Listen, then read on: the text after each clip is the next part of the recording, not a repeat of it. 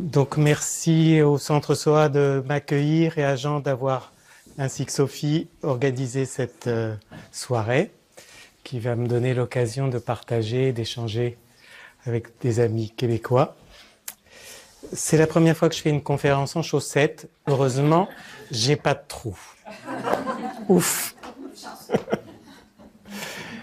Alors, on va parler du fait de savoir se défendre dans l'existence. Je trouve que c'est un thème de plus en plus d'actualité. Non seulement au niveau individuel, mais quand on voit ce qui se passe dans le monde actuellement, et pas seulement les guerres.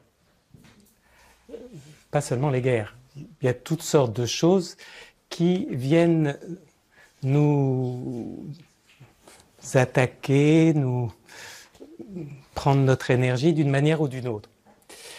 Donc cette question de l'immunité, vous savez, l'immunité physique, ce qui est censé nous préserver des dangers de la nature au départ.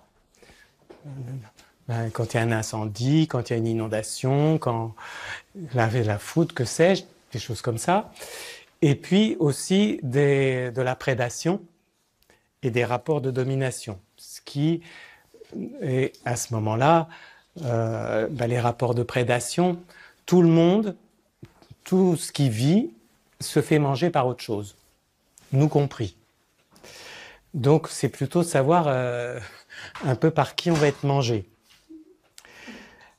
Donc tout le monde sert de nourriture à quelqu'un d'autre. Alors vous allez dire, nous, à qui les hommes servent de nourriture maintenant? Vous voyez à qui? Donc c'est plus aux ours, c'est pas aux lions, c'est pas aux grands prédateurs de la nature. Maintenant, ça peut être des coronavirus à qui on sert de nourriture, des bactéries. Donc il n'y a pas que les grosses bêtes qui mangent les plus petites, il y a aussi les petites bêtes qui mangent les grosses. Donc nous, nos prédateurs sont plutôt des prédateurs microscopiques. Le cancer est un prédateur qui nous mange de l'intérieur. Et puis, il y a des prédateurs humains. Il y a des rapports de domination dans la société, dans toutes les sociétés, animales et humaines. Donc là aussi, comment on va se défendre face à des prédateurs humains ou des rapports de domination qui sont très présents dans toutes les sociétés depuis toujours à travers le monde. Donc ce n'est pas une nouveauté. Peut-être ce qui est une nouveauté, c'est une accélération des phénomènes, une intensification des phénomènes à l'échelle planétaire. Avant, ça restait assez localisé. Et surtout, le autre changement très important, quand vous êtes attaqué par un lion, c'est très clair.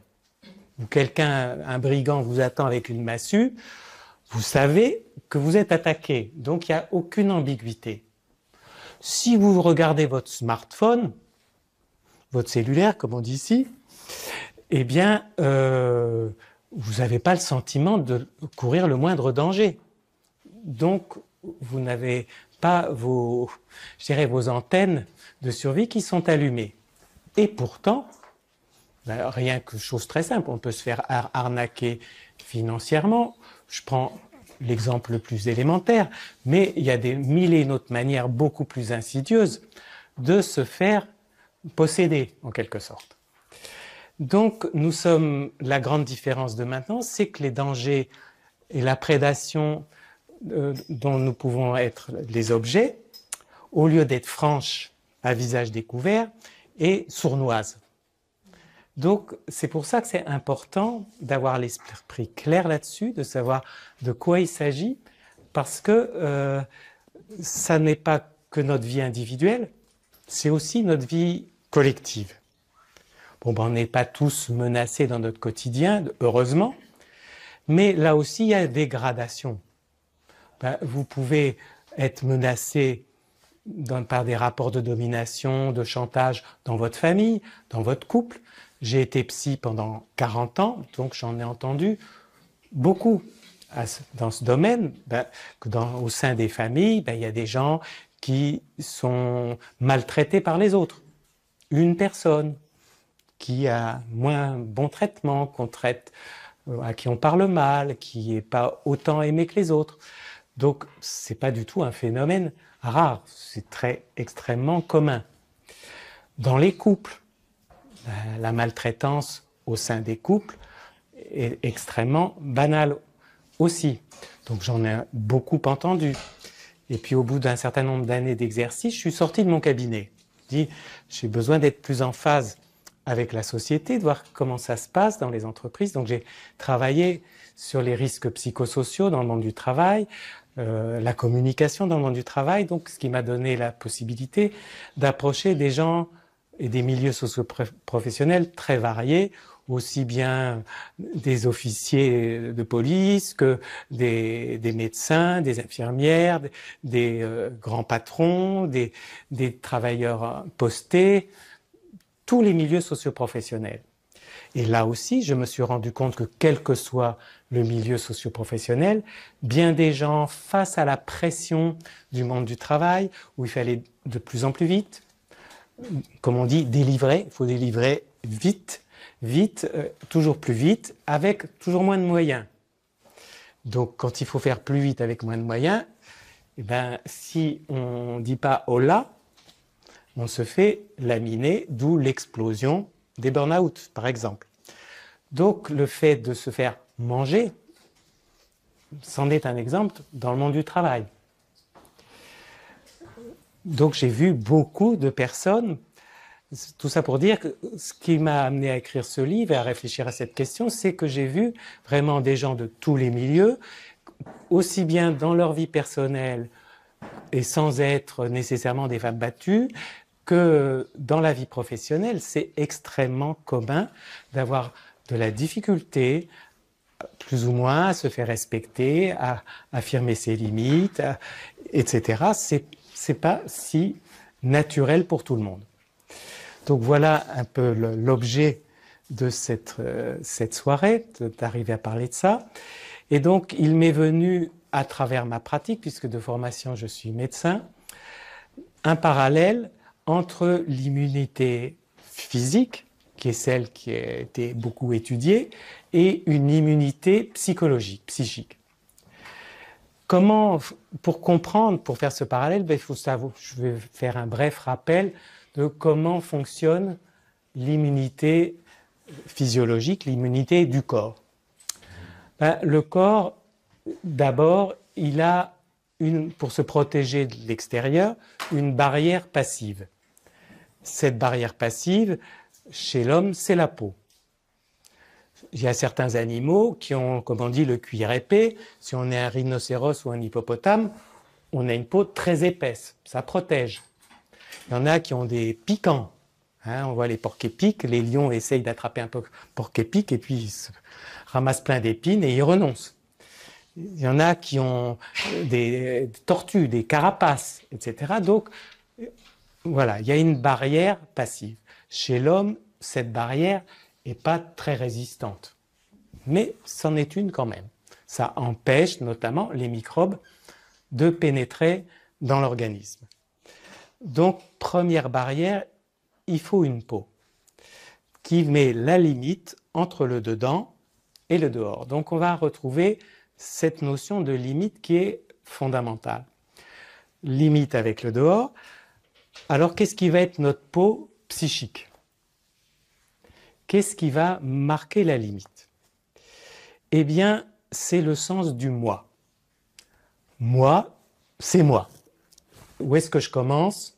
Où est-ce que je m'arrête? En général, déjà, c'est notre corps. Moi, c'est mon corps. Mais ça n'est pas que mon corps. Donc, il y a la limite de mon corps, mais il y a aussi tout ce que je considère comme étant, moi, c'est mon identité.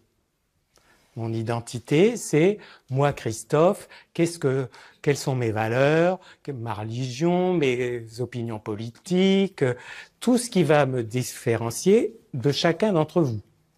Sur certains points, on peut se ressembler, mais ce patchwork du moi, parce que c'est un patchwork de tas de petits morceaux qui sont collés ensemble, ça va constituer mon identité personnelle. Si au passage quelque chose vous semble pas clair, faites signe, hein, et je réexplique. Donc le moi, déjà, c'est mon identité, qui je pense être. Et quand on est enfant, c'est pas encore très clair, mais on est supposé, quand on est arrivé à l'âge adulte, avoir à peu près une idée de qui on est pour se différencier des autres. Ce qui est important, c'est d'affirmer notre différence. Ce que certains psychanalystes appellent le processus d'individuation. C'est-à-dire, je deviens vraiment celui que je suis. Ce n'est pas donné dès le départ, ça suppose un cheminement. Donc, le moi se construit son identité. Et c'est ça qui va constituer un premier aspect de notre peau. Ben, ça, c'est moi, et ça, c'est plus moi. Je ne me reconnais pas là-dedans. Ah non, ça, je ne partage pas du tout. Ce n'est pas mon opinion, ce n'est pas ma sensibilité, etc. Donc, je vais clairement distinguer et mettre une séparation entre ce qui est moi et ce qui n'est pas moi. Vous êtes d'accord jusque-là? Donc ça, c'est un premier aspect. Un autre aspect, c'est moi, comme les animaux, c'est un territoire. J'ai mon territoire. Et il y a tout ce qui rentre dans mon territoire. J'ai un territoire matériel, ma maison, mon appartement, mon bureau. Et il ne s'agit pas qu'on vienne, n'importe qui vienne marcher dans mes plates-bandes. Hein, si je n'ai pas choisi, si je n'ai pas invité, on ne rentre pas chez moi comme ça. Donc, j'ai des limites, j'ai mes frontières avec mon territoire. C'est un territoire physique, mais aussi c'est un territoire immatériel. Si je suis dans une entreprise, j'ai certaines responsabilités et que j'ai un collègue qui vient se mêler de mes affaires et me prendre une partie d'un dossier. Ben, je dis non, c'est mon dossier et touche pas à mon dossier. Donc nous voyons que le territoire, ça n'est pas que des choses matérielles, c'est aussi des choses immatérielles. Donc là aussi, je vais avoir le sens de mes limites. Attention, ça m'appartient, c'est à moi, donc il y a le sens. Le moi, il a un sens de la possession. Donc il y a son territoire, c'est tout ce qui est à lui. Alors ça va aussi englober des gens. Parce que dans mon territoire, il n'y a pas qu'au travail, il y a mes collaborateurs, ou si c'est mon entreprise. Mais à la maison, il y a mes enfants, mon conjoint, tout ça, ça fait partie de ma sphère. Donc, même chose, comme les animaux, si une femelle voit qu'on vient embêter ses petits, elle va montrer les dents et contre-attaquer férocement, quelle que soit la taille du prédateur. Donc, nous avons cette sensation, là aussi, d'englober dans notre territoire non seulement des choses, des responsabilités, etc., et aussi des personnes. Donc, tout ça, il y a l'identité, le territoire, mes possessions. Troisième aspect, l'intégrité de tout ça. C'est-à-dire, intégrité, c'est rester entier. Donc, il ne faut pas qu'on m'enlève un morceau de quoi que ce soit, de mon corps, de mes possessions. Donc, nous avons un sens de garder notre intégrité. Hein, la maladie physique va entamer notre intégrité. Nous pouvons perdre un organe qui va mal fonctionner ou carrément plus fonctionner du tout du fait de la maladie. Donc, identité, territoire, intégrité. Donc, vous voyez que le moi, si je résume, il y a ce qui est à moi, ce qui est moi, tous ces aspects, donc le moi va les défendre. Je regarde si j'en ai pas oublié un. Oui, j'en oublie un important. C'est le moi va sentir aussi qu'est-ce qui est OK pour moi et qu'est-ce qui n'est pas OK pour moi. Il se passe une conversation avec quelqu'un et puis la personne est un peu méprisante avec moi. Ah, c'est pas OK pour moi. Ou certaines personnes, vont pas se rendre compte qu'on est un peu supérieur et méprisant avec eux, qu'on leur parle pas très bien. Donc, est-ce que je vais avoir le sens de ce qui est OK ou pas OK pour moi? Ce qui est une question très simple, mais qu'on ne se pose pas nécessairement dans une relation amoureuse, plein de choses dans une relation avec des frères et sœurs, dans une famille. Tiens, il se passe ça, il y a un partage. C'est OK pour moi, c'est pas OK pour moi. On négocie quelque chose avec un entrepreneur, quelqu'un qui vient faire des travaux chez moi. Ah, je suis OK là avec le rendu, je suis pas OK. Donc cette question de oui, ça va, non, ça va pas. Vous voyez ce que je veux dire? Donc voilà, le moi, c'est celui qui va veiller à tout ça. Donc vous voyez qu'il a du boulot. Donc lui, c'est notre peau psychique qui va empêcher de rentrer des choses qui ne sont pas bonnes pour moi, de laisser partir des choses qui sont précieuses et importantes pour moi, donc qui est ma frontière, mon garde-frontière aussi, éventuellement la police des frontières. Donc quelqu'un qui va faire en sorte que mon territoire, mon intégrité, mon identité va être respectée. Donc ça, c'est la première barrière, notre peau psychique. Donc vous voyez déjà qu'elle a un rôle considérable. Deuxième chose, deuxième stade, admettons ce qui arrive quand il y a une effraction dans notre enveloppe, dans la peau ou dans nos muqueuses, il y a une blessure, il y a un microbe qui rentre. Que se passe-t-il s'il n'y a plus la peau pour nous protéger ou la muqueuse pour nous protéger? Eh bien, on va avoir ce qu'on appelle la réaction inflammatoire. La réaction inflammatoire, c'est on va envoyer toute une série de cellules et de substances chimiques pour essayer de contenir ce qui a commencé à pénétrer dans l'organisme.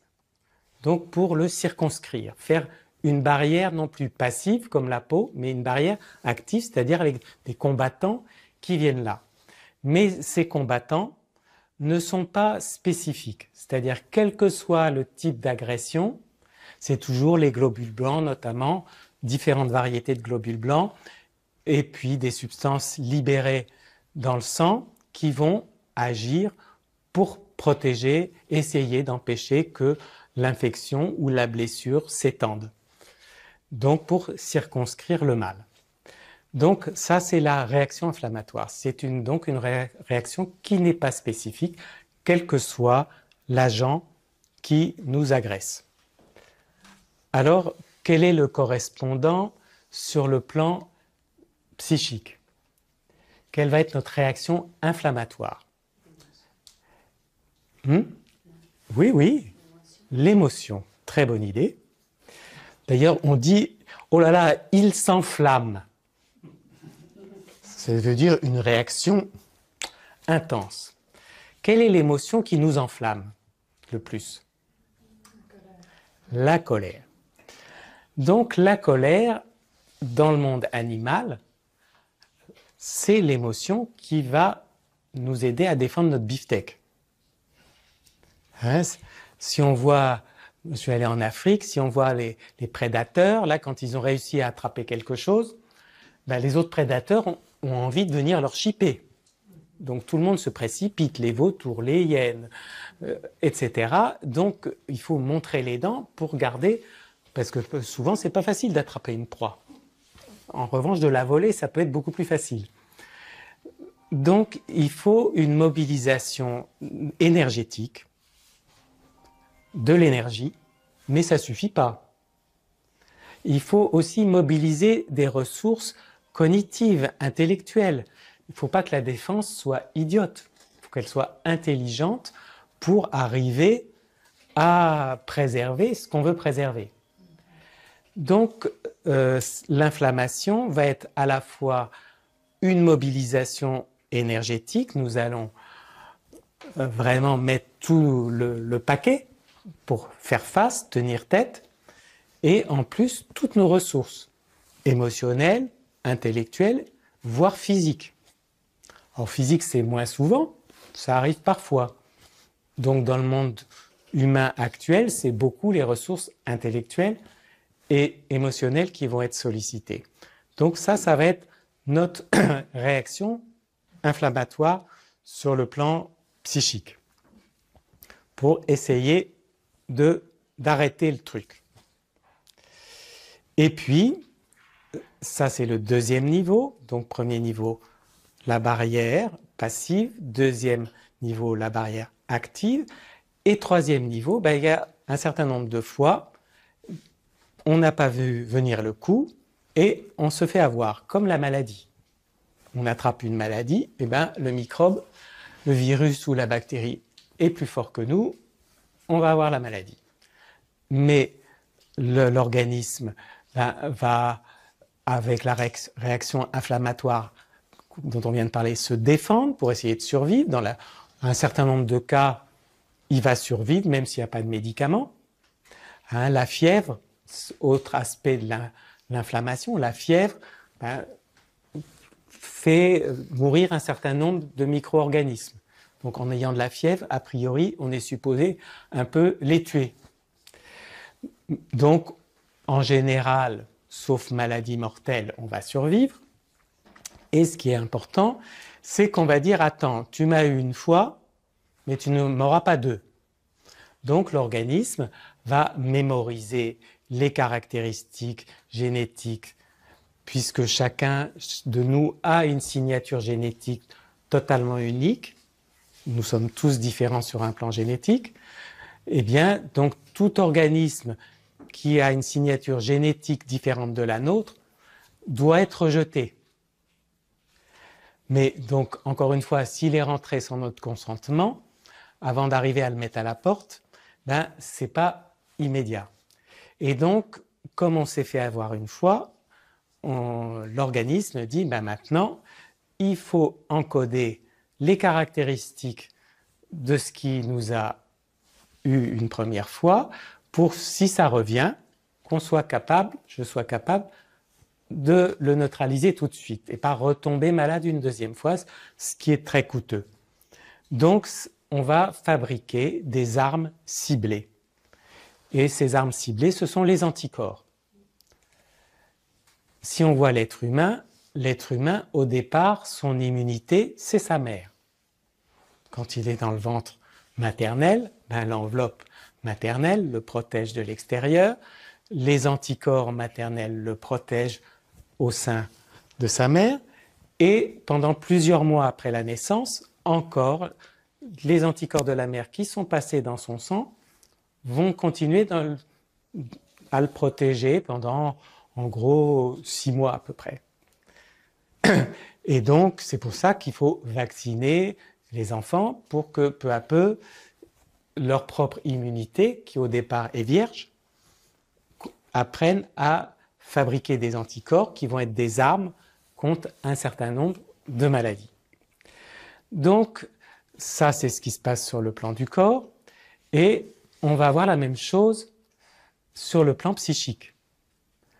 Admettons que vous ayez un patron très colérique. Exemple très banal. Vous arrivez dans l'entreprise, vous lui rendez un truc et il se met à gueuler, vous êtes tétanisé en disant qu'est-ce que j'ai fait, au secours, vous vous sentez très très mal, et vous repartez, vous êtes complètement choqué, vous rentrez à la maison, etc. Vous allez mettre un certain temps à vous en remettre, exactement comme une maladie. Et puis vous parlez avec les collègues, il t'a fait ça, on le connaît. Donc peu à peu, vous apprenez que vous arrivez à trouver vous-même, parce que chacun va trouver des ressources différentes. Il y en a un qui va le prendre sur le mode de l'humour, il y en a un autre qui va lui dire attends, on ne parle pas comme ça. Chacun va essayer de trouver un vaccin, va chercher à se vacciner contre les colères du patron. Donc de développer une stratégie, un anticorps psychique pour ne plus me faire mettre à mal par ce gars-là. Alors, c'est plus simple sur le plan somatique que sur le plan psychique. L'expérience montre que certaines fois, la même maladie, on l'attrape beaucoup de fois avant de dire quand même, il y a un problème là, il faudrait trouver une réponse un peu plus efficace. Mais quand même, avec l'expérience, on apprend donc à développer des réponses, à moins se laisser déstabiliser, à rester soi-même. Voilà pour tracer un peu le paysage de l'immunité physique et psychique. Est-ce que jusque-là, ça vous semble suffisamment clair? Donc, idéalement, je dis bien idéalement, on arrive à l'âge adulte, on est supposé arriver à se débrouiller à peu près bien dans les circonstances où voilà, on vient nous embêter, on vient nous envahir d'une manière ou d'une autre, que ce soit à la maison, dans le couple, avec les enfants, les parents, au travail, d'arriver, bon, on apprend à le faire au fil des années, à trouver un certain équilibre. Mais c'est sûr qu'on peut gagner du temps si on identifie plus clairement. Parce que ce que j'ai constaté, c'est que de même qu'il y a des maladies de l'immunité physique, 3 grands groupes de maladies, dans l'immunité, il y a 3 dérèglements possibles. Le premier, c'est ce qu'on appelle l'immunodépression, la baisse d'immunité. C'est un phénomène physique très habituel. Vous pouvez être très fatigué, surmené, vous allez avoir une baisse d'immunité. Vous attrapez une maladie et après, pendant un moment, vous restez fragile avec une immunité plus basse. Vous prenez un traitement de corticoïdes, ça fait baisser votre immunité. Donc, toutes sortes de facteurs peuvent faire baisser temporairement notre immunité physique. Et puis, il y a des gens qui ont des maladies durables où ils ont clairement une baisse de l'immunité, voire plus d'immunité du tout. Le prototype de ça, c'est le sida, où du fait d'un virus, eh bien, l'organisme n'a plus de défense contre les microbes et donc les sidaïques, ils mouraient d'autres infections qu'ils attrapaient parce qu'à cause du sida, ils n'avaient plus de défense. Donc ça, c'est un premier groupe de maladies, la baisse de l'immunité. Donc sur le plan psychique, ça va être quoi? Ben, ça va être des gens qui ont du mal à se défendre de l'abus, de l'agression, de l'envahissement, qui ont du mal à poser leurs limites, donc qui ont tendance à se faire exploiter, qui ont tendance à se faire plus ou moins maltraiter, et en plus, sans vraiment le réaliser. C'est ça le piège. C'est que souvent, ils ont l'habitude de ça, et c'est plus leur entourage qui est choqué, qui va dire « Mais t'as vu comment il t'a parlé ?»« Ah bon ?» La personne est presque surprise. Bah, elle a l'habitude qu'on lui parle mal, en quelque sorte. Donc, ce qui rend le trouble, qu'on peut traverser une vie sans se dire ben, « J'ai vraiment un problème avec ça, c'est pas normal. » Donc, si on a une maladie physique, on sait qu'on a une maladie. Là, je ne vais pas dire que c'est une maladie, mais disons, en tout cas, c'est un dysfonctionnement qui est coûteux. Donc, on a vraiment intérêt, et c'est pour ça aussi que j'ai écrit ce livre, à identifier ce dysfonctionnement pour voir, ben, pour se soigner, il faut déjà faire un diagnostic. Donc, premier trouble, la baisse de l'immunité. Donc, des personnes qui ont du mal à dire non, qui ont du mal à se défendre, qui ont du mal à s'affirmer, qui ont du mal à prendre leur place. Donc, phénomène quand même assez banal. Et vous pouvez vous demander chacun, au passage, ça me concerne, parce que souvent, je disais tout à l'heure, le moi est un patchwork, c'est pas homogène. Vous pouvez très bien vous défendre dans votre couple, pas du tout au travail, ou pas du tout avec un de vos enfants, ou avec votre sœur, ou avec votre père ou votre mère, et donc, ou pendant un moment avec quelqu'un, ou dans une certaine situation et pas dans une autre. Donc c'est intéressant de vous poser la question, là, chacun, de vous dire, tiens, est-ce que c'est l'impression que c'est OK partout, déjà entre vie professionnelle et vie personnelle, et puis un peu dans mes relations amicales, mes relations familiales, mes relations de couple, de faire un peu un tour d'horizon. La connaissance de soi est vraiment essentielle dans ce domaine. Donc, premier chapitre, l'immunodépression. Deuxième chapitre, qui est deuxième trouble, dans les maladies de l'immunité, il y a quand l'immunité se dérègle avec des excès. C'est ce qui arrive aux allergiques. Les allergiques, ils ne vont pas être malades d'un microbe, par exemple, d'un quelque chose qui est nocif. Ils vont être malades de choses inoffensives. Ils vont être malades avec de la poussière, avec des poils de chat, par exemple, avec de l'aspirine, avec un médicament ou un autre. Donc ils vont développer une allergie, et c'est l'allergie qui va les rendre malades. Si je fais une crise d'asthme, qui est une manifestation allergique, bon, j'ai inhalé un peu de poussière, en soi, c'est absolument inoffensif, mais la réaction de mon immunité va être telle que je vais suffoquer, que même je peux mourir de ma crise d'asthme parce que j'arrive même plus à respirer. Donc la réaction allergique est extrême. Et l'inflammation, notamment, là on va avoir un dérèglement de l'inflammation. Donc les allergiques vont souffrir de réactions excessives qui les rendent malades.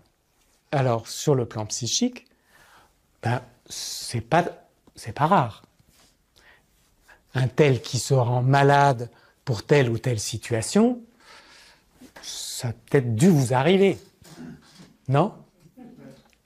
Donc, quand on se connaît un peu, là aussi, on peut constater certains types de situations me font énormément réagir. Mais réagir d'une manière vraiment disproportionnée. Ma réaction n'est pas normale. Je prends l'exemple dans le livre d'un grand classique de la littérature qui est la jalousie. Une personne, bon, on peut être un peu jaloux, ça fait partie des rapports humains, mais il y a des personnes qui sont jalouses à l'extrême. Donc il suffit que la personne importante à leurs yeux regarde quelqu'un d'autre, c'est déjà trop. C'est inoffensif, la personne elle regarde juste comme ça.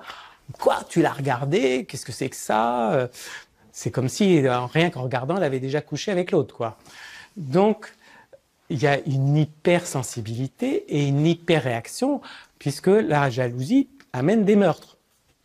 Donc, c'est quand même pas rien. Donc, ce qui montre bien l'exacerbation de la réaction.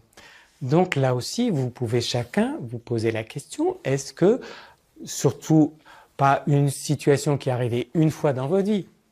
Ce sont des situations qui se répètent, les situations auxquelles on est allergique.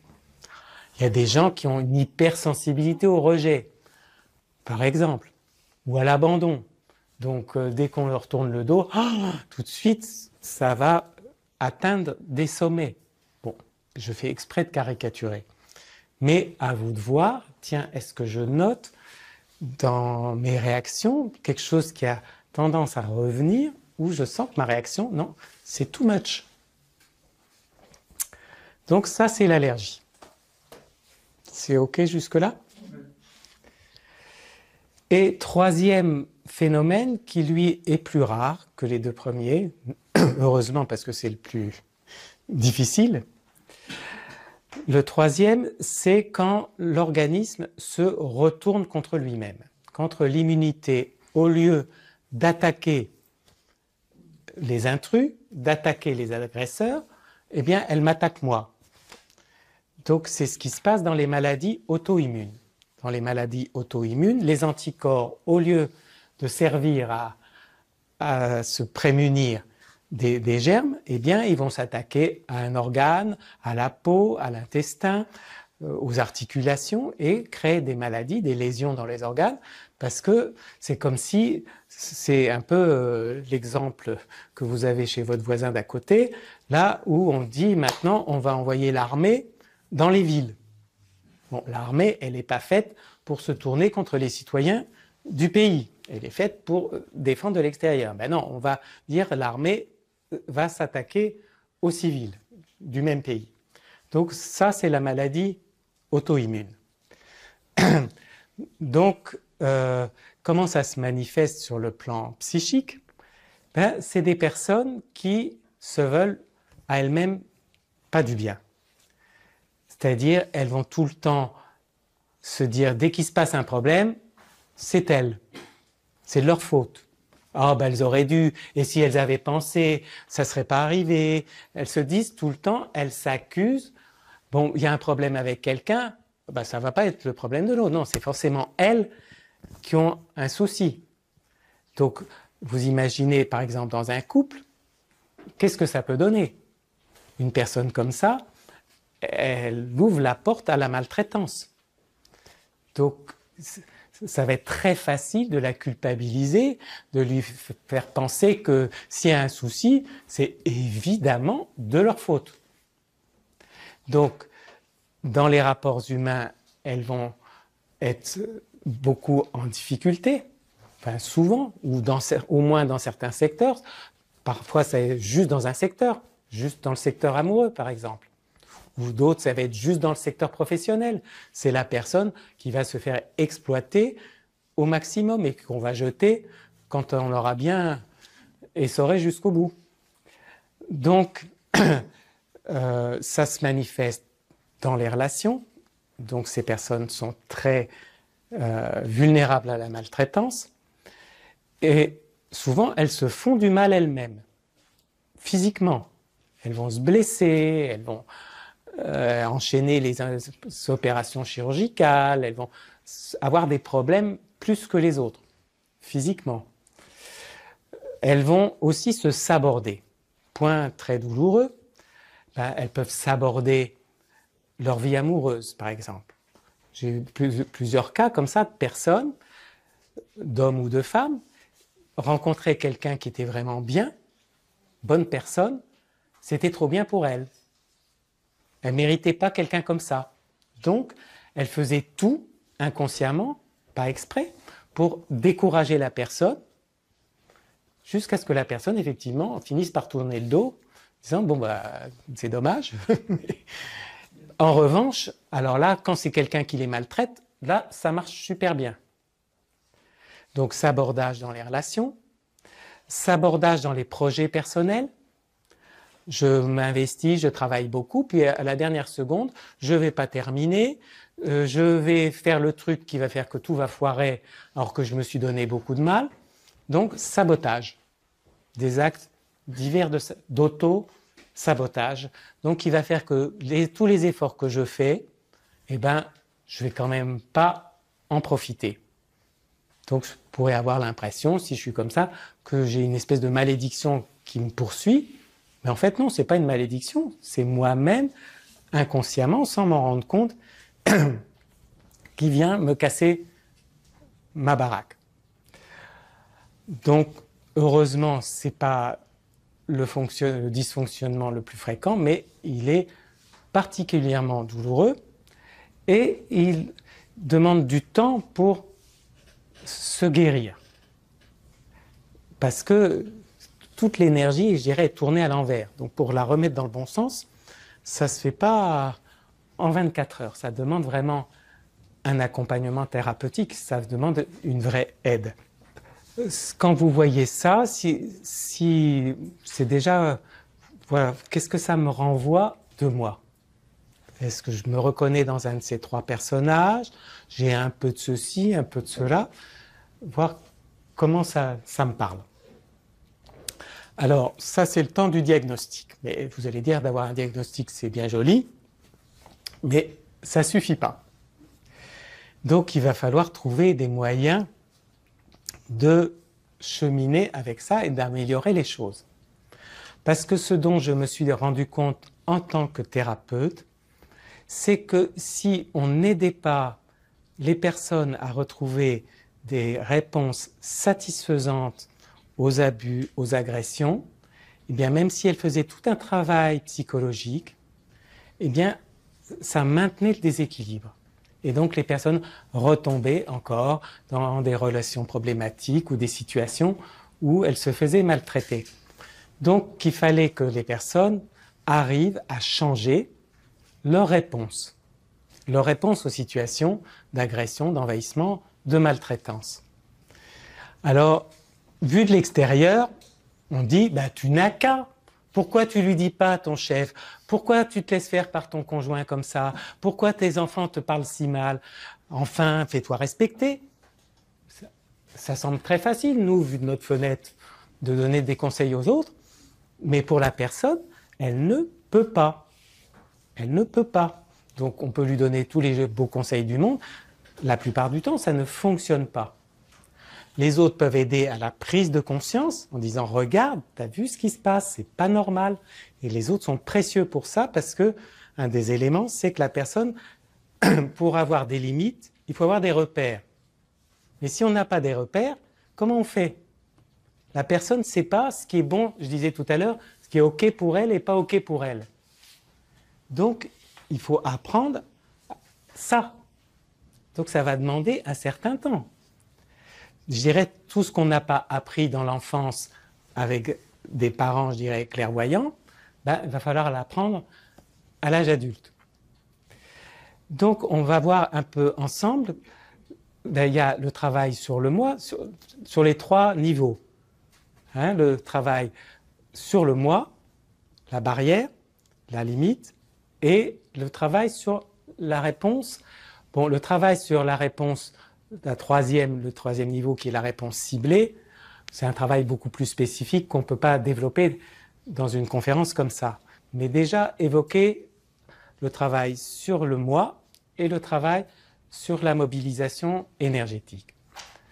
Donc le travail sur le moi, justement, ça va être à plusieurs niveaux. Je disais, il y a le problème des repères, ce qu'on appelle en psychologie des représentations. Donc, quelles sont mes représentations vis-à-vis de la défense, de la légitime défense? Est-il donc légitime que je me défende? Ai-je le droit? Parce que certaines personnes, elles ont appris à ne pas se défendre, et même elles considèrent que se défendre, c'est pas bien. Peut-être ça vous semble étrange, mais c'est pas rare du tout.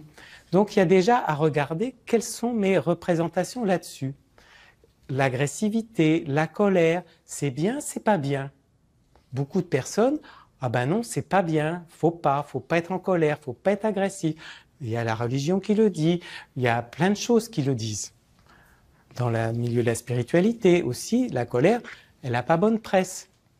Donc, non, il ne faut pas être en colère, il faut rester calme, Donc ça, voilà, quelles sont mes représentations? Si vous avez eu un parent violent ou colérique, ou les deux, vous allez trouver que être violent, colérique, agressif, c'est détestable. Donc, il ne faut surtout pas être comme ça. Donc, vous allez partir à l'extrême opposé. Vous allez être la personne hyper gentille, hyper calme, qui ne s'énerve jamais, parce qu'il ne faut pas être comme l'espèce de monstre qui a emmerdé la famille pendant des années. Donc, voilà, où ça peut être de l'agressivité violente, mais ça peut être aussi de l'agressivité par des jugements, très banal. Il y a des gens qui envoient des pics tout le temps. Donc, il y a des enfants qui grandissent dans un bain de jugement. Donc, pour eux, c'est tellement habituel que quand on leur envoie des jugements, ils s'en rendent même pas compte. Donc, là aussi, il va falloir clarifier, apprendre à reconnaître, tiens, déjà, comment je me positionne? Est-ce que se défendre, c'est bien, c'est pas bien, c'est OK, j'ai le droit, je peux? Oui. Qu'est-ce que c'est une agression? Qu'est-ce que c'est une agression verbale? Qu'est-ce que c'est un jugement? il y a des définitions précises qui permettent de voir, voilà, ça c'est irrespectueux, ça c'est méprisant, ça c'est un jugement, pour que la personne ait des repères déjà mentaux clairs, pas nager dans un flou qui est dangereux pour elle. Donc, premier gros travail sur le moi, arriver à voir quelles sont mes représentations et comment les changer. Après, il y a toutes ces petites questions qu'on va se poser. Ben justement, sur mes limites. Où est mon territoire? Est-ce que j'ai une sensation nette de mon territoire physique, psychique? Où sont mes limites? Voilà, dans le monde du travail, dans la famille, qu'est-ce qui est mon domaine? Qu'est-ce qui n'est pas mon domaine? Parce qu'il y a des empiètements, il y a des envahissements. Eh bien, voilà, est-ce que je suis au clair avec ce qui est mon domaine et ce qui n'est pas mon domaine? Et est-ce qu'il y a des gens qui finalement rentrent dans mon domaine et viennent se mêler de mes affaires, décider pour moi, penser pour moi, vouloir pour moi, voilà, interviennent dans ma vie alors que je ne les ai pas sonnés. Donc, voilà, je vais avoir à prendre conscience de tous ces aspects, comment ça marche avec ces questions. Ça, c'est à moi, c'est chez moi. Oui ou non, pas rester entre deux. Ce qui est dangereux, c'est le ni oui ni non. Non, c'est chez moi ou c'est pas chez moi là? C'est mes affaires ou c'est pas mes affaires? C'est ma responsabilité ou c'est pas ma responsabilité? Ça me regarde ou ça me regarde pas? Voilà, parce que notamment dans les familles et dans les couples, souvent on va marcher dans les plates-bandes des autres et se mêler de choses qui ne sont pas nos affaires, et pendant ce temps-là, on ne s'occupe pas des siennes d'ailleurs. En général, ça va de pair. Donc, voilà, il y a une remise en ordre pour développer des repères. Que dire encore à cet égard? Il y a ce que je disais tout à l'heure, la question, qu'est-ce qui me convient, qu'est-ce qui ne me convient pas? Alors les personnes qui ont une immunité faible, leur réponse c'est « Oh, c'est comme tu veux ». Ben non. Tu veux aller au cinéma? Oh oui, si tu veux. Tu veux, ben non, on ne va pas regarder un film, on va plutôt faire ça. Ouais, bah, comme tu veux. Bon, donc ils sont OK pour tout. Alors c'est pratique pour les autres, mais finalement pour la personne, est-ce qu'elle s'y retrouve? Est-ce que c'est vraiment elle? Qu'est-ce qu'elle veut, elle? Ça lui va d'aller voir ce film-là? Oui ou non? Ben non, elle n'a pas envie de sortir au fond ce soir-là, elle voudrait rester chez elle. Oh ben elle va s'obliger à y aller, mais pas vraiment un vrai accord, mais parce qu'elle ne se donne pas le droit de dire que non, c'est pas ça dont elle a envie. Ben, c'est un très bon test dans une relation. Est-ce que dans une relation, je peux dire ce genre de choses? Notamment, gros piège dans les relations amoureuses. Ah, on veut que tout colle parfaitement, donc on va gommer tout ce qui pourrait être une dissonance. Oh oui, oui, bien sûr. Puis 6 mois après, on déchante, parce qu'on s'aperçoit que ben non, c'est pas comme ça. Donc, c'est mieux de le savoir au début. Et en le testant, ben, est-ce que je peux dire à l'autre, ben non, là, j'ai pas envie. Bon, ben autrefois, pour les femmes, il y avait les devoirs conjugaux. On a envie, on n'a pas envie, ben faut y passer. Et ainsi de suite. Donc, ça joue dans tous les domaines.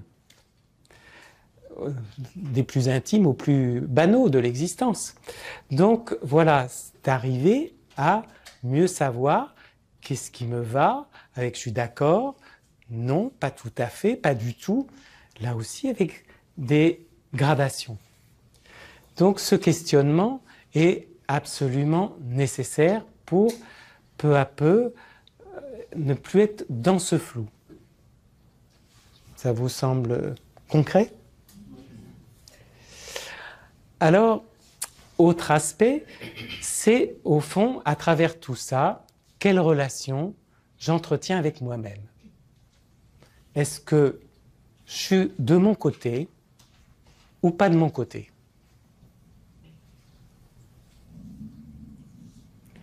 Est-ce que je suis mon ami? Et notamment quand il y a une difficulté, je me soutiens, je suis avec moi. Ou quand je suis en difficulté, c'est un peu la débandade. Voire, c'est moi qui vais me donner moi-même des coups sur la tête en me disant que j'aurais pas dû, que c'est moi, c'est de ma faute, etc. Donc, voilà. Donc là aussi, je vous invite à vous poser la question, est-ce que je suis vraiment mon ami?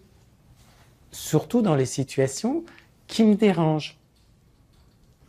Ou je fais partie de ceux qui, encore des années après, se disent « j'aurais dû, ah si seulement j'avais, je n'ai pas osé, et je m'en veux, et si seulement… » Voilà, de voir, est-ce que vraiment j'ai été à mes côtés, de mon côté, dans les moments difficiles.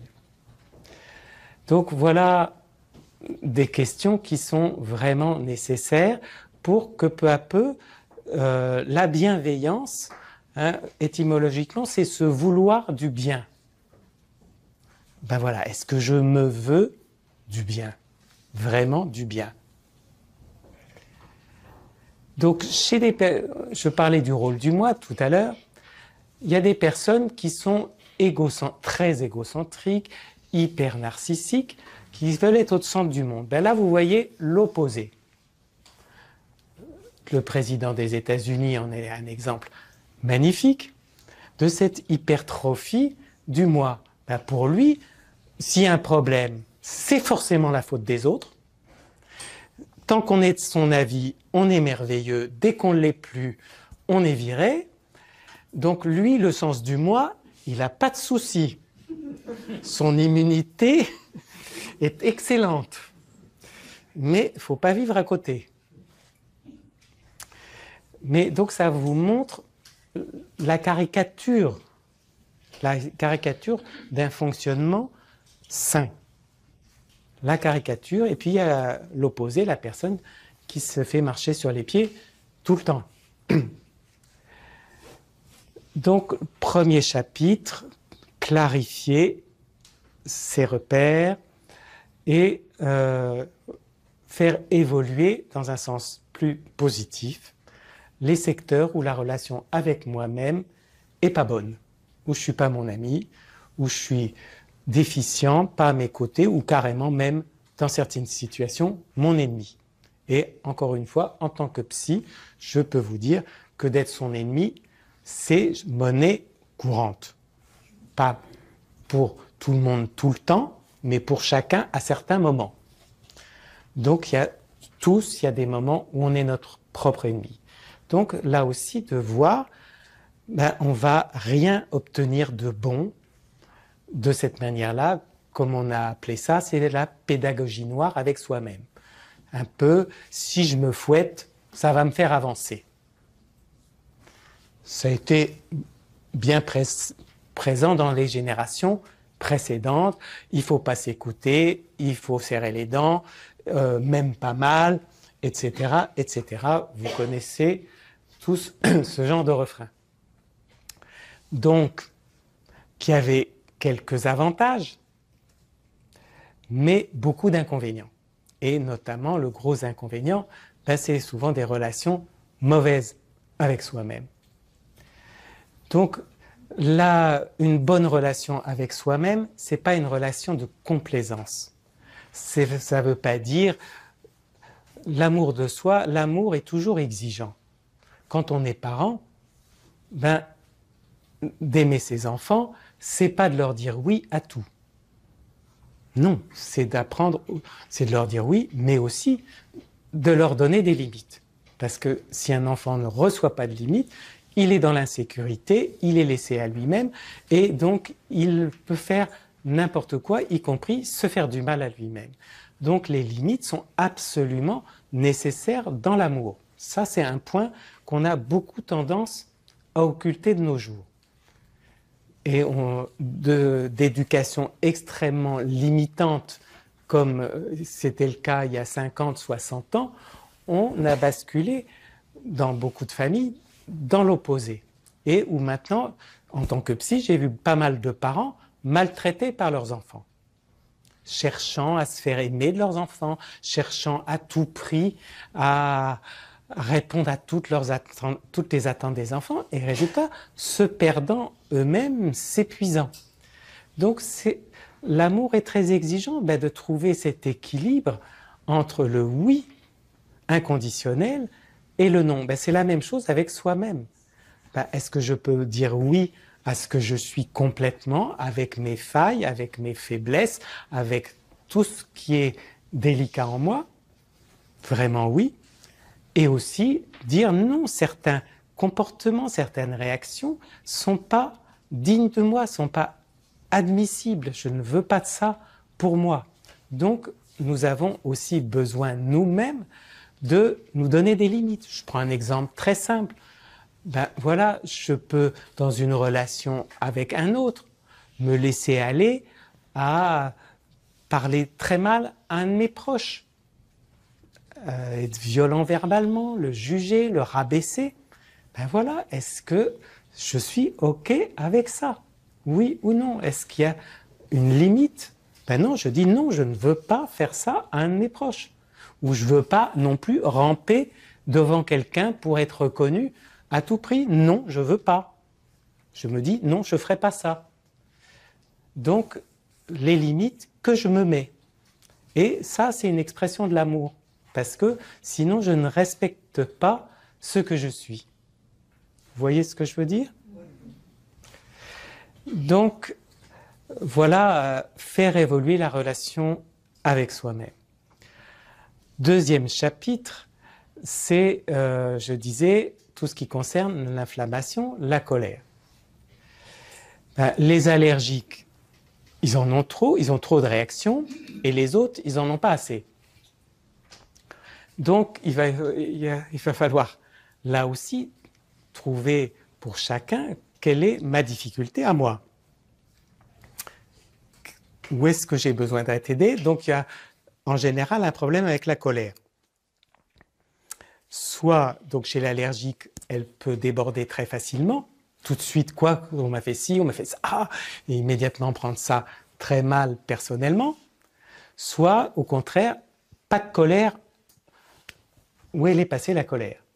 Il n'y en a pas.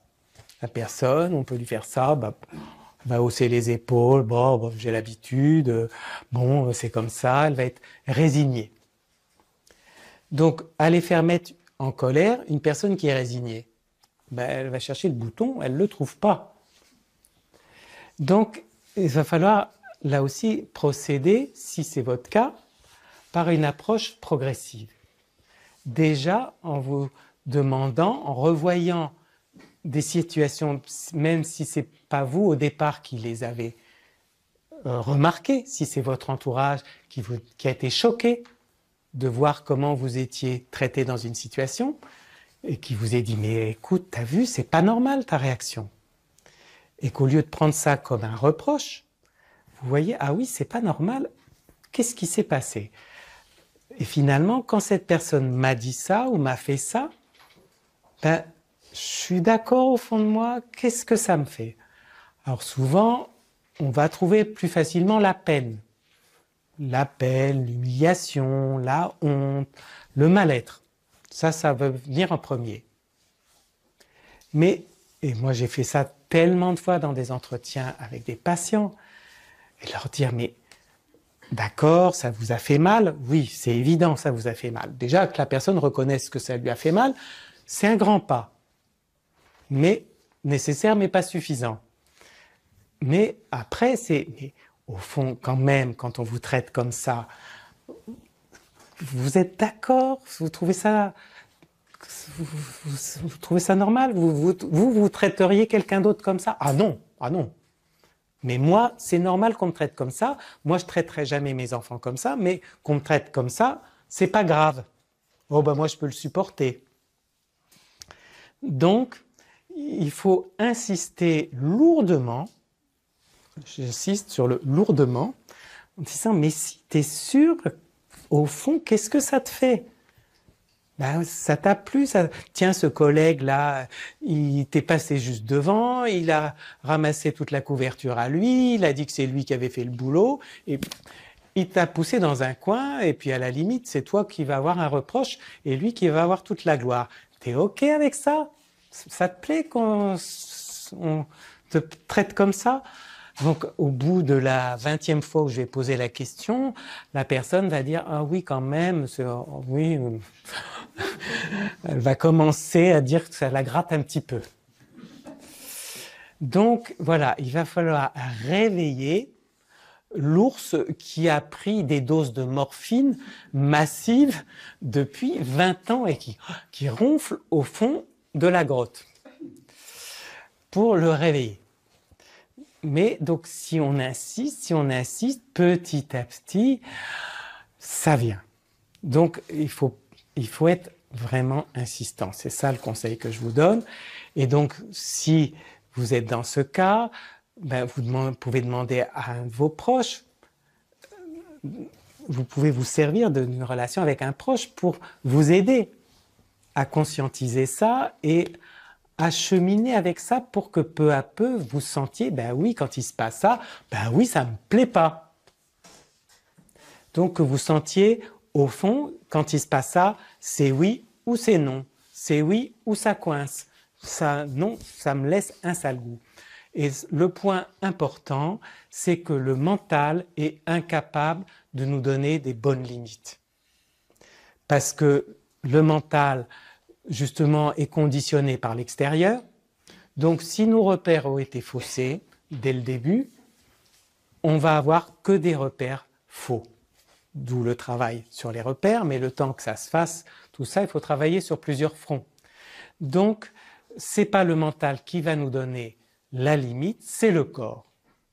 Quand il se passe quelque chose qui m'est désagréable, eh bien, mon corps, instantanément, et j'insiste là-dessus, mon corps accuse le coup tout de suite. Mais nous ne sommes pas éduqués à dire, tiens, qu'est-ce qu'il dit, lui? Pas éduqués à ça. Donc, nous sommes éduqués à dire, tiens, ça fait 8 jours que j'ai mal à l'estomac, il va peut-être falloir aller voir le médecin. Et encore, il y en a qui attendent plus longtemps que ça. Donc déjà, d'écouter quand le corps va pas bien, bon, à part les hypocondriaques qui vont y aller tout de suite, même avant d'avoir quoi que ce soit, beaucoup de gens vont avoir plus ou moins la résistance à écouter le corps. Il faut que le corps envoie des messages de relance un peu plus insistants pour qu'on dise « bon, il y a un problème, je vais l'écouter ». Donc là, c'est plus subtil. Donc ça veut dire qu'il y a besoin de développer une sensibilité, une écoute du corps pour voir, tiens, bon ben, quand je suis détendu, je suis comme ça. Donc il faut déjà avoir le repère de moi bien détendu. Dans mon corps, ça donne quoi? Comment je respire, comment je me sens dans mon ventre, dans ma poitrine, dans mon bassin, dans mes jambes, comment je me sens dans ma tête, quelle est ma sensation pour que j'ai un repère, là aussi, à nouveau, clair, de ça, c'est moi bien. Pour que je puisse noter, tiens, là, ça fait quick, ici dans mon plexus, où je sens un mal-être diffus, j'ai froid, j'ai chaud, je me mets à transpirer. Il y a quelque chose qui change dans mon état corporel. L'indicateur le plus fidèle, mais ça demande de l'entraînement, c'est la respiration. Dès qu'il y a un truc qui coince, la respiration instantanément est affectée. Mais c'est la respiration abdominale qui est affectée. Donc si on a l'habitude de faire une respiration haute, ici, dans la cage thoracique, on ne va pas le sentir. Donc ça veut dire qu'on apprenne à sentir la respiration abdominale. Bon, ben ici on est dans un lieu de yoga, donc les personnes, à travers le yoga, apprennent à sentir leur respiration, donc développent cette conscience corporelle qui fait que dès qu'il y a une tension qui apparaît dans le corps, je vais la ressentir. Donc voilà votre allié, c'est pas votre tête, votre allié, c'est le corps. C'est votre corps qui va vous dire, tiens, il y a un truc qui va pas, je sais pas quoi. Souvent dans une conversation à plusieurs, en famille, une réunion au travail, vous sortez de la réunion, vous ne vous sentez pas bien. Mais qu'est-ce qui s'est passé, qu'est-ce qui s'est dit, à quel moment, qu'est-ce qu'il y a eu, vous savez pas trop. Donc, il faut rembobiner le fil, essayer de voir. Et puis, c'est votre corps qui va vous dire à un moment donné, ah oui, dès que je repense à ce moment-là, immédiatement, mon corps manifeste plus intensément qu'il y a quelque chose qui ne va pas.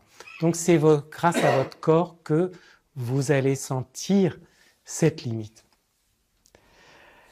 Donc, c'est grâce à cette limite que peu à peu, j'en reviens, parce que je vois que l'heure tourne, j'en reviens à la mobilisation énergétique, à la colère. Ben, si je sens que ça ne me va pas, je vais pouvoir commencer à envisager de me manifester d'une manière ou d'une autre pour signifier « ça ne me va pas ». Alors, pouvoir le faire avec puissance et colère, c'est peut-être pas pour tout de suite directement. Là aussi, on ne peut pas sauter, mais gagner du terrain. Je dis souvent, rien que s'il se passe quelque chose qui ne va pas, faire « oh », faire juste un bruit, c'est mieux que de rester sans rien dire. Parce que au moins vous manifestez quelque chose. Là aussi, les études sur le stress montrent que les personnes qui vont tomber malades sont celles qui encaissent tout, qui ne manifestent rien, qui restent complètement passives. Donc, ne vous demandez pas si vous avez de la difficulté à réagir, ne vous demandez pas d'avoir la réponse idéale. Ah, il faut que je réponde du tac au tac, il faut que j'ai la phrase qui tue. Non, demandez-vous juste de vous manifester de n'importe quelle manière, bougez le bras, levez-vous, faire n'importe quoi, mais pour manifester que ce qui se passe, ça vous dérange, ça va pas. Bon, si vous arrivez à vous exprimer, c'est encore mieux. Si vous arrivez à mettre des mots, c'est encore mieux. Mais si vous pouvez pas, vous pouvez pas. Donc, il y a toujours quelque chose. Ce qui est important, c'est qu'il y a toujours quelque chose qui est possible. Où je peux faire une grimace. Voilà. Au moins, l'autre dit ça, ben, je fais une tête comme ça, ben, il va voir que ça passe pas. Donc voilà, quelque chose. Parce qu'après, bon, en faisant tout ce travail que je viens d'évoquer un peu au pas de charge, ben, petit à petit, on va pouvoir avoir des réponses plus pertinentes, ce que j'appelle l'action qui va nous libérer. Donc, qui va vraiment manifester une réponse ajustée à la situation, qui me prenne en compte, qui me respecte, qui fasse que dans cette situation, je ne suis pas tout puissant, mais je prends ma place, pleine et entière. Donc voilà, de manière très schématique, je pensais bien maintenant qu'on puisse échanger avec des questions et des réponses pour qu'on soit dans le courant de la vie. Donc à vous le micro. Dans le cadre professionnel, si j'ai un client, un patient qui est assez agité, énervé, voilà.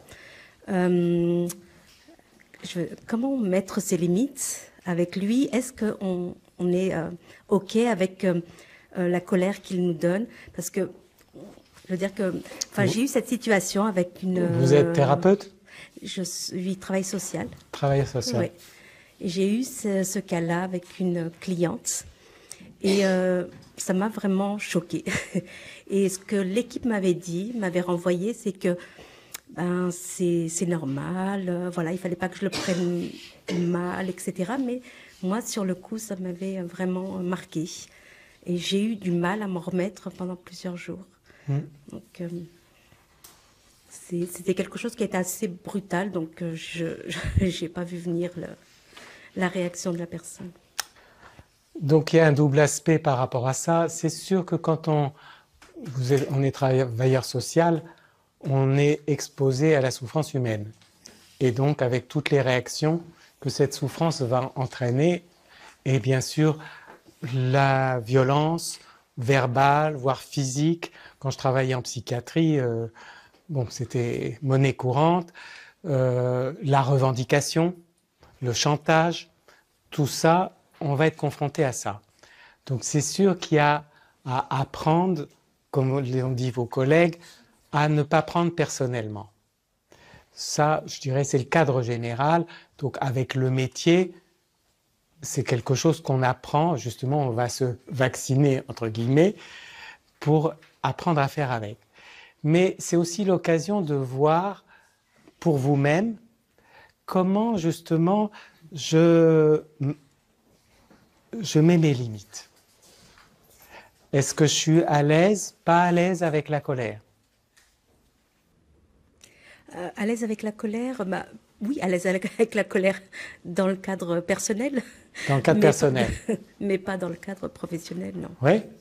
Ouais. Donc peut-être il y a aussi un peu un interdit dans le domaine professionnel, il ne faut pas être en colère. Oui, en tout cas, oui. Peut-être ne pas le manifester, en tout cas, oui. Voilà, il faut mettre des formes, il faut enrober ça. Oui, c'est ça. Donc là, ça n'était pas enrobé. Hein. Donc c'est voir comment, ça c'est ce que je développe à la fin du livre, c'est comment avoir une démarche qui est non violente. C'est-à-dire affirmer ses limites de manière non violente. De la violence, il y en a assez. C'est sûr que pour une personne, comme le disait Gandhi, la non-violence, c'est être capable d'être violent et ne pas l'être, mais en être capable. Donc ça veut dire être capable d'être en colère. Si on n'est pas capable d'être en colère, on ne peut pas être non-violent. Ça, c'est un point très important. Ça veut dire que nous avons chacun à clarifier notre rapport avec la colère et la violence. Bon, déjà, la colère et la violence, ce n'est pas la même chose. La colère, c'est une émotion. La violence, c'est un passage à l'acte. La violence s'exerce sur l'extérieur, la colère, c'est un phénomène énergétique intérieur. Donc déjà, souvent dans l'esprit de beaucoup, les deux sont confondus. Et c'est important de les dissocier.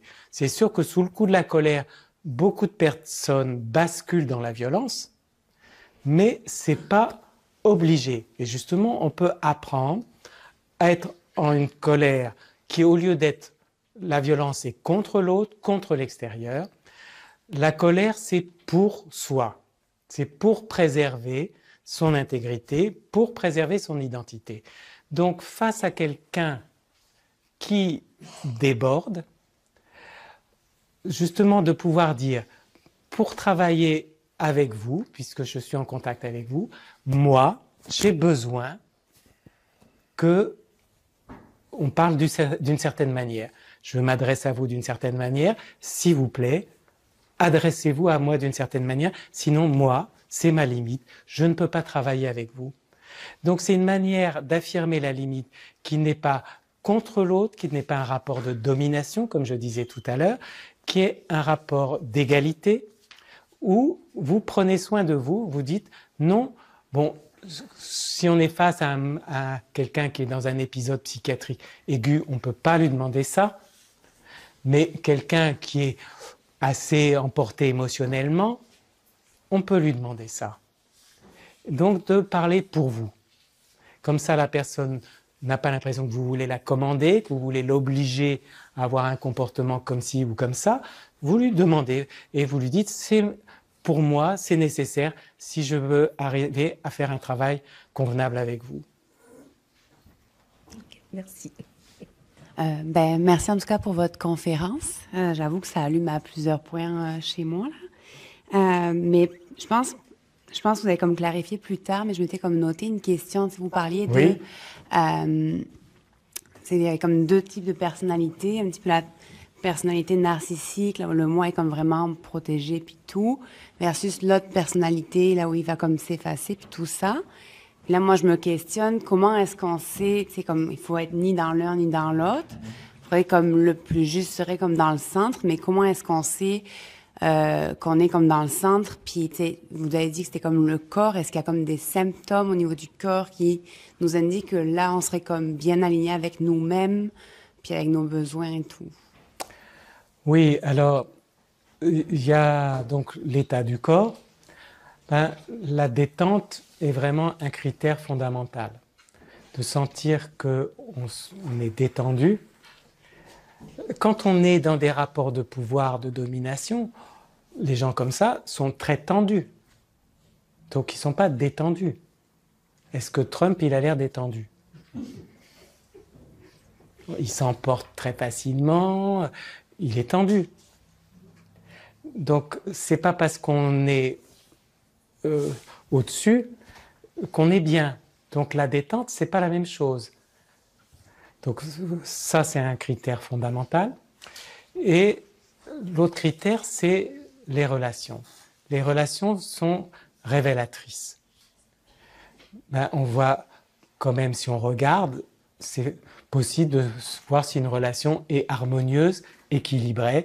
Est-ce que dans mes relations, c'est équilibré? Je parlais d'un rapport de plein pied. Justement, il n'y a pas un rapport de domination dans un sens ou dans l'autre. Donc, de toute façon, vous n'avez pas à coller, vous, au milieu, un espèce de modèle idéal. Non, vous avez à coller à vous, à ce que vous êtes vraiment. C'est-à-dire que vous sentiez vos propres limites, vos propres repères, et ce qui, pour vous, est harmonieux dans la relation. Vous sentez, là, avec ça, je suis bien, je sens que je me respecte, je suis à l'aise.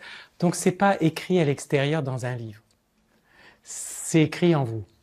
Et c'est une démarche de tâtonnement, où, peu à peu, on fait des expériences et on sent, ça c'est ok, ça c'est pas ok, ça je me sens bien avec ça, c'est bénéfique pour moi, ça non, au fond, c'est très attirant. On voit ça, j'ai vu ça tant de fois dans les relations amoureuses. On trouve quelqu'un tellement attirant, mais on ne se demande pas une seconde, si on est bien avec cette personne, bien à l'aise, détendu. Et on peut être fasciné par quelqu'un, par son physique, par son intelligence, par son humour, et pas se rendre compte qu'en fait, avec cette personne, on est mal. On n'est jamais à l'aise. Alors que c'est un critère super important. Donc c'est pour ça que c'est en vous que ça se passe. C'est pas, faut pas que vous essayiez de vous construire un espèce de personnage idéal. Non, c'est de sentir avec quoi vous, personnellement, vous êtes bien, à l'aise, détendu. Vous sentez, là, ça va, je sens que je peux être moi-même, je sens que je peux me montrer comme je suis, sans jouer un personnage. Voilà. Merci. Pour être... quand on a un problème par rapport au fait de vouloir être sûr de l'intégrité d'une limite, comment ça, parce que tu avais dit tout à l'heure qu'on peut se baser sur l'environnement, donc demander à des proches comment leur réaction par rapport à une réaction qu'on a eue, mais de pas croire le mental, donc les distorsions cognitives, etc. Mais si on peut pas faire confiance encore, par exemple, parce que on fait de l'anxiété, ou on a mal, ou on est fatigué, puis si l'environnement nous donne des balises, des références différentes, les gens sont pas d'accord autour de nous de ce qu'on devrait faire, je pense que je peux passer des fois beaucoup de temps à plus penser si je devrais réagir ou pas, que de faire quelque chose et après soit le regretter, ou de rien faire et après de regretter d'avoir... c'est ça. Donc je me demandais comment... Alors comment quoi? Tu pourrais, se créer une balise intègre saine. Tu pourrais donner un petit exemple de ça?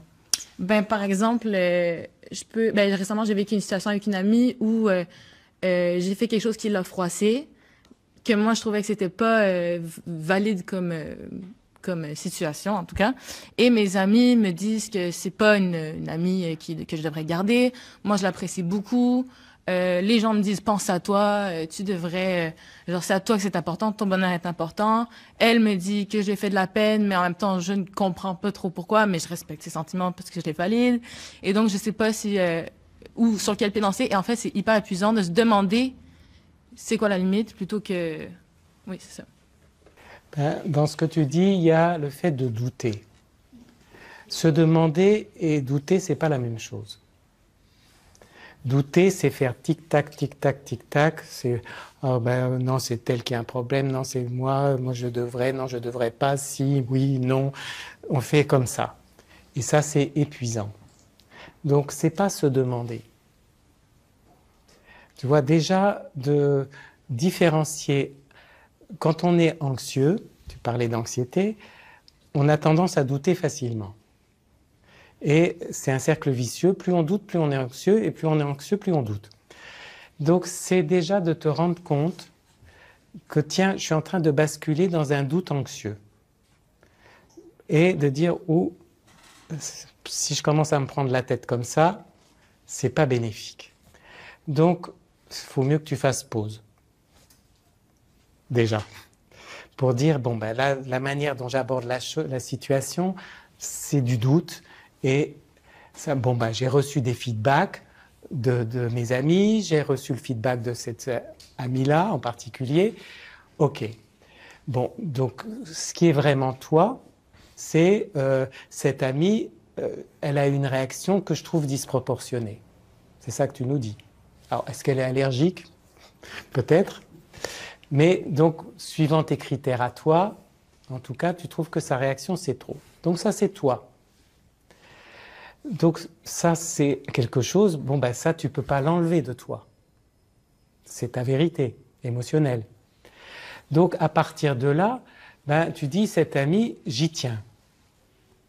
Je la trouve intéressante, etc. Donc, le point de vue de tes autres amis qui disent, oui, ben, ça ne te va pas entièrement parce que toi, tu dis, cette amie, elle est intéressante pour moi. Donc, voilà, tu ne peux pas l'empêcher d'avoir les réactions qu'elle a. Donc, ça t'amène à voir, bon, ben, elle peut avoir ce genre de réaction. Est-ce que le package total de ce que j'aime chez elle et avec ce type de réaction, je peux faire avec ou c'est lourd, c'est pesant pour moi, elle fait ça vraiment souvent, c'est trop, ça ne me va pas, ça gâche tout. C'est à toi de sentir ben, entre ce que ça t'apporte et puis, bon, si ça devient, tu sens que ça se répète trop, que ça embrouille tout le temps la relation, que ça devient compliqué, que voilà, tu sens, ben non, c'est trop, c'est ma limite, à nouveau. Mais donc de pouvoir vraiment t'appuyer sur toi-même. Ben, c'est bien que tu aies les feedbacks extérieurs, mais en définitive, c'est toi et personne d'autre. Personne ne vit exactement ce que tu vis.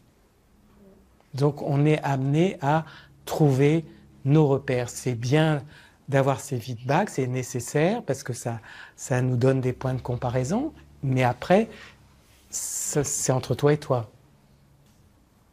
Ça te va? Très bien. Alors, j'ai un peu de difficulté à situer le pardon par rapport à mes limites.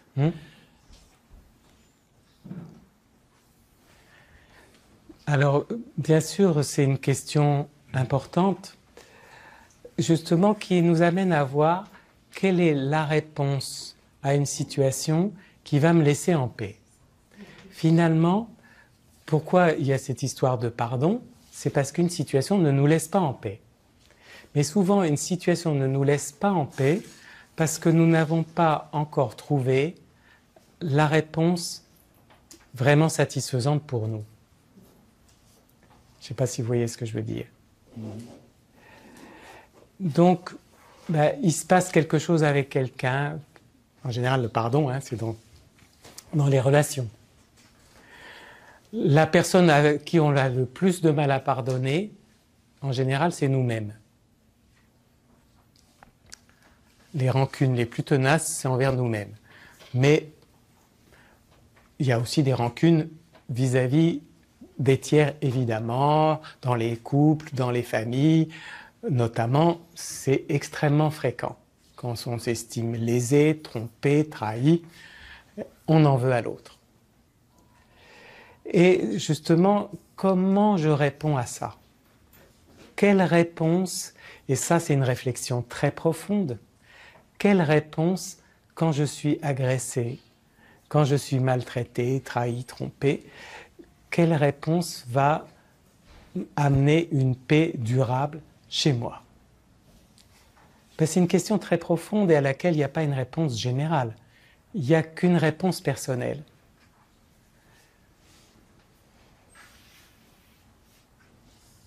Donc, le pardon, je dirais, va être là naturellement quand vous avez senti, ben, en ce qui me concerne, dans cette situation, dans cette relation, j'ai fait ce que j'avais à faire.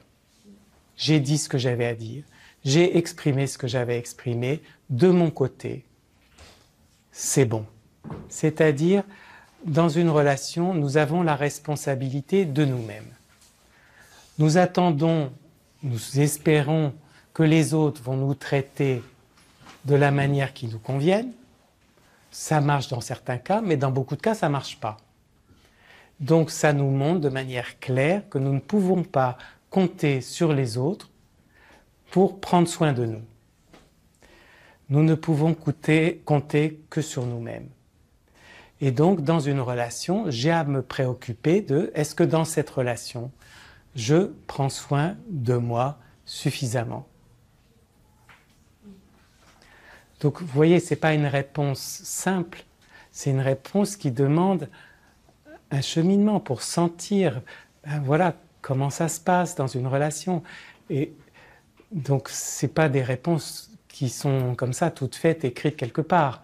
C'est des choses qu'on a besoin de trouver. Dans mon rôle d'accompagnant des gens en chemin, c'est beaucoup ce que je fais, d'aider des gens à trouver en eux-mêmes quelle est la réponse à une situation de couple, de travail, où ils sont fâchés, ils sont blessés, où ils se sont sentis maltraités d'une manière ou d'une autre. Eh bien, quelle réponse va être satisfaisante pour eux, qui ne dépendent que d'eux. Le pardon, c'est une démarche qui ne dépend que de soi. Vous êtes d'accord? Donc ça montre bien que la réponse ultime, elle n'est pas chez l'autre. La réponse, elle est chez moi. Que vous l'appeliez pardon ou paix, ça revient au même. C'est ce qui va faire que vous allez avoir le cœur tranquille, et puis le cœur comme ça.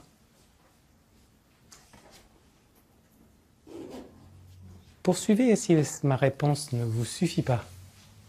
Ça va. C'est juste que... Le micro. C'est juste que quand je définis ma limite, oui. OK, à partir du moment où quelqu'un ne me respecte pas, oui. OK, j'ai de la difficulté à concilier le moment où je dois effacer cette limite et pardonner. Mais c'est le fait de mettre une limite qui permet le pardon. Si je ne mets pas de limite,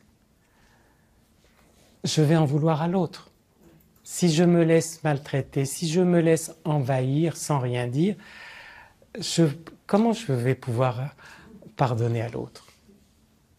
Donc j'ai besoin de lui signifier que quand il fait ça, quand il a fait ça, ça m'a blessé, ça m'a fait mal, ça m'a heurté, ça m'a fait quelque chose et que j'étais en colère, que j'étais triste, que ça m'a fait tout ça. Pour que je reconnaisse moi-même, que l'autre l'entende ou pas, mais que moi je pose, voilà, quand il se passe ça, voilà ce que ça me fait. Donc, le pardon, pour moi, ne peut pas reposer sur une négation de ma limite, mais sur la reconnaissance de ma limite et le fait que je l'ai clairement assumée et qu'à ce moment-là, oui, je peux la dépasser, mais tant que je ne l'ai pas assumée, je peux pas la dépasser. Dans mon expérience, je ne peux pas la dépasser.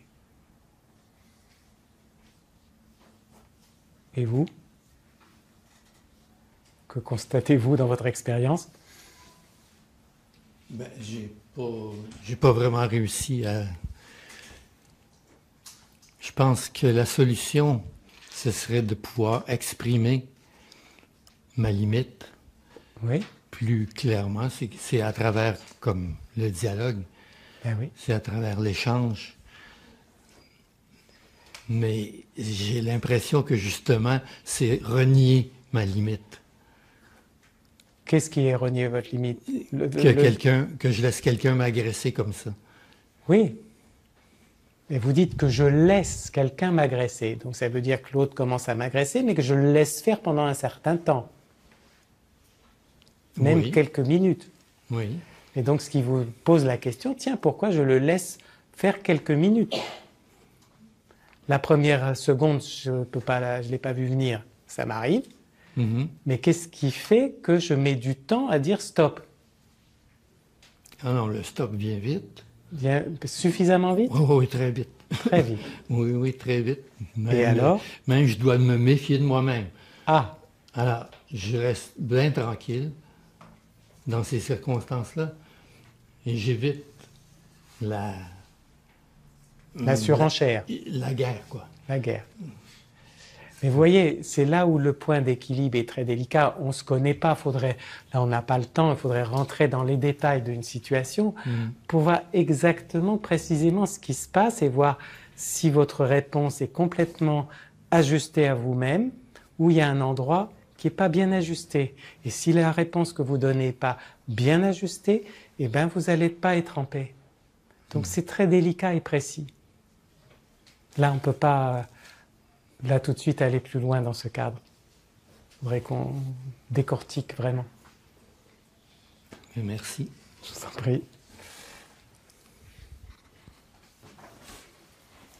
Alors, je trouve très important que vous ayez dit qu'il est important de manifester quelque chose tout de suite pour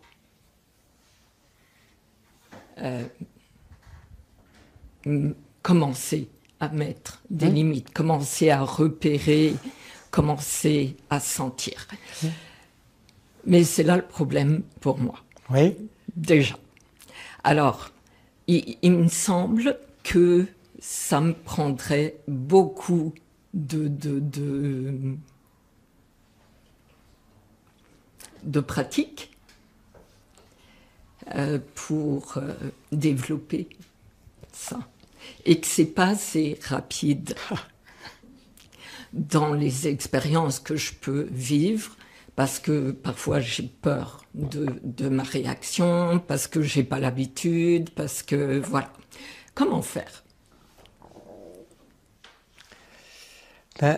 C'est sûr qu'on aimerait que les choses aillent plus vite. Oui.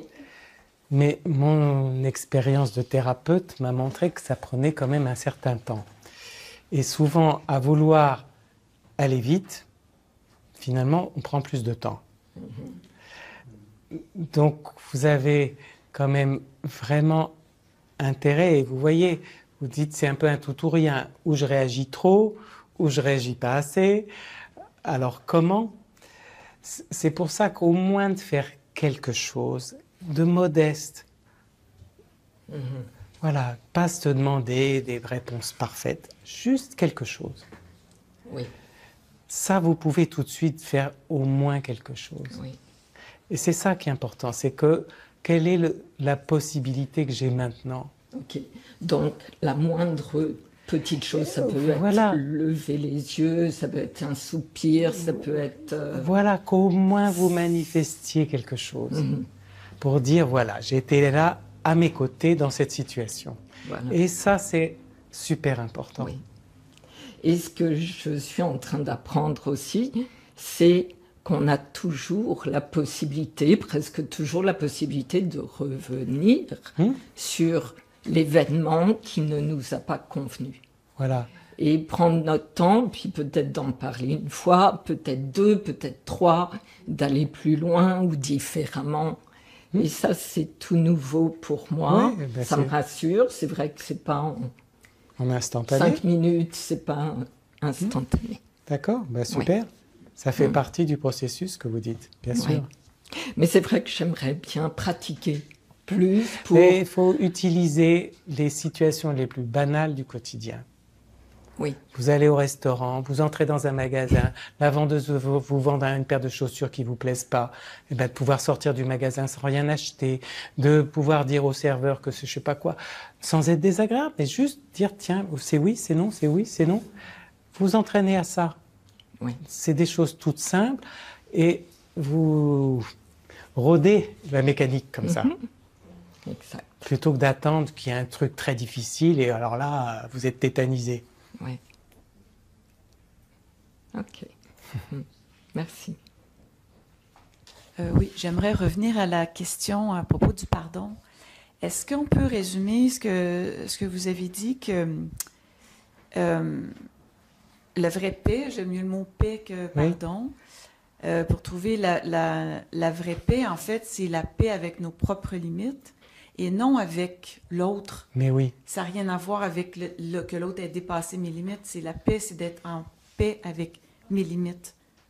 C'est la paix qu'il faut chercher. Non. C'est la paix indépendante. C'est ça.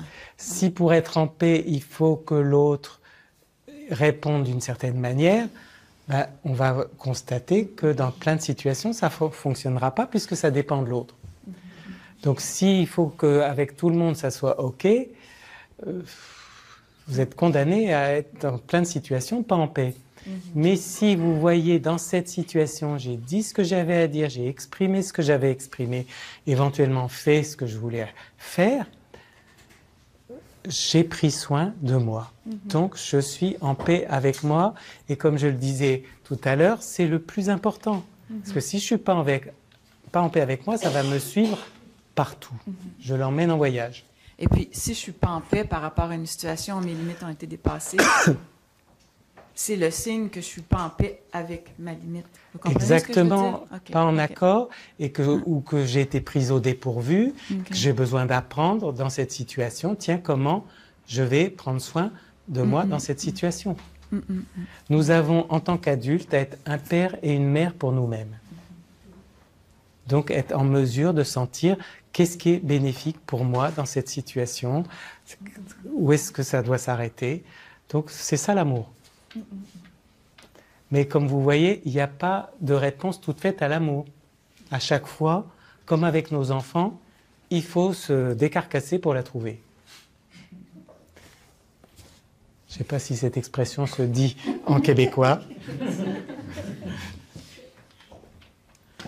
J'aimerais encore revenir sur cette question du pardon.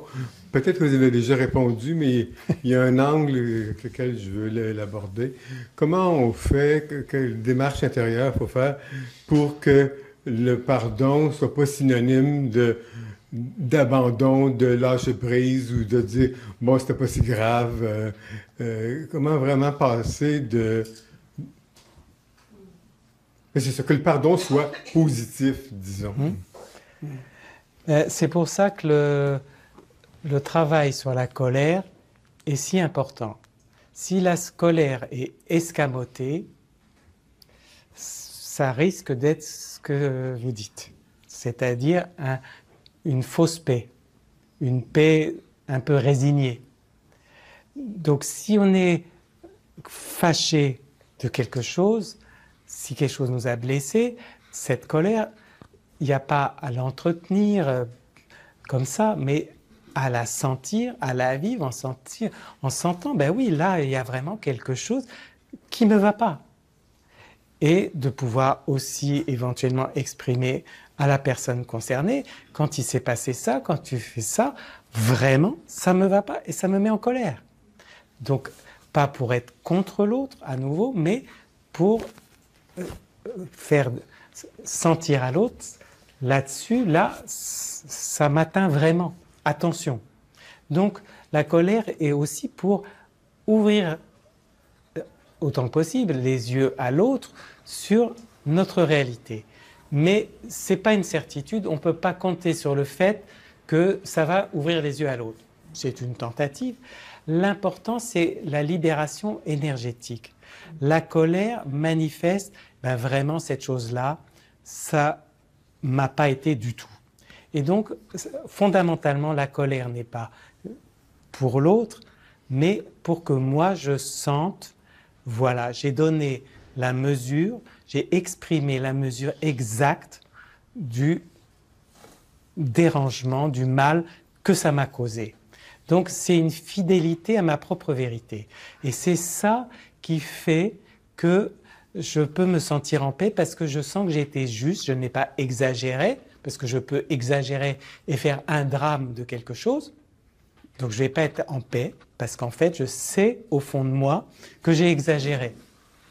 Et si je dis oui, c'est pas si grave, alors qu'en fait, ça m'a atteint, c'est malhonnête. C'est malhonnête envers moi-même.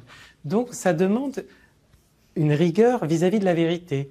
ni exagérer, ni minimiser, banaliser, juste à quel point ça m'a atteint. Donc c'est ce rapport avec la vérité qui est fondamental, avec ma vérité, cette justesse. C'est ça qui fait qu'on peut être en paix. Ça répond très bien, merci. Donc tout ça, ce n'est pas des choses faciles qu'on sent en 24 heures. Bonjour. En fait, je me demande, quand on met nos limites, j'ai vécu une situation dernièrement où j'ai mis... Tout le monde entend là-bas? Plus proche encore, comme ça? Je n'ai pas l'impression que ça marche. Du bon bord? Plus fort, OK, plus fort. J'ai vécu une situation dernièrement où j'ai mis ma limite, mais ça m'a brisé le cœur de mettre ma limite. Oui. Puis c'est sûr, je sais que vous aimiez les exemples, là, donc je vais aller donner un peu plus de détails. C'est des amis, une gang d'amis que j'ai depuis 35 ans. On se voit une fois par année dans un week-end et je réalise que la dynamique de ce week-end-là ne me convient plus et ça me brise le cœur parce que je le sais que je peux plus continuer à y aller dans cette dynamique-là, mais ça veut aussi dire que je les verrai plus, tu sais, ou très peu parce qu'on habite loin. Comment... Pourtant, je sens bien que c'est ma limite, mais je suis pas tout à fait en paix parce que j'ai un peu le cœur brisé par cette constatation-là.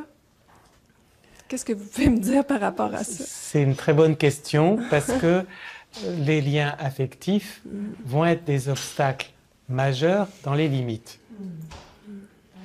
Quand on a une dépendance affective avec quelqu'un, on a beaucoup de mal à dire stop, on a beaucoup de mal à dire non. Il y a deux obstacles dans la limite. Il y a la dépendance affective et la peur.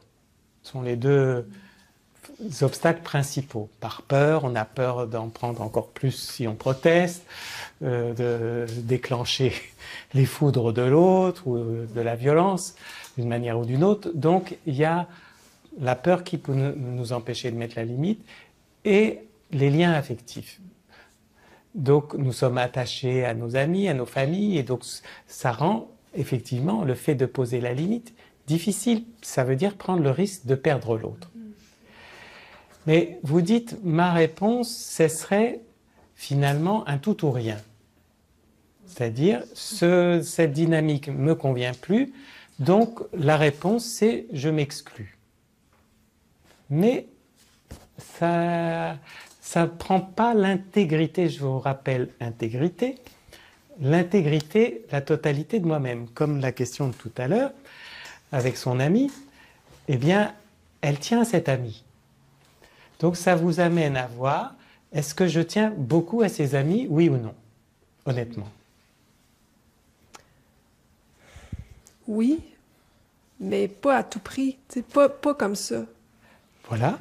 Je tiens à avoir des relations plus sincères avec elles, mais pas dans un week-end de débauche comme elles font. Je les vois une fois par année. Moi, débauche? De débauche, wow. D'alcool, tu sais, qui me convient plus, tu sais. C'est pas... Moi, je veux des relations vraies. Je veux qu'on prenne le temps de se parler, tandis qu'elles font ça pour avoir une pause, tu sais, de tout, tu sais, puis c'est pas... je sais pas si vous comprenez oui, ce que je veux clair. dire. Moi, c'est ça. Je souhaite avoir un autre type de relation avec elles, tu sais. Mais est-ce que vous leur avez exprimé aussi clairement que vous le faites avec nous maintenant? Oui. Oui? Oui. Et elles ont dit non?